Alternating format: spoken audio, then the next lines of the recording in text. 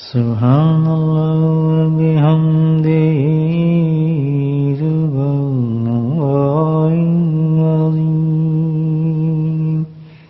سبحان اللہ وبحمدہ سبحان اللہ العظیم سبحان اللہ وبحمدہ سبحان اللہ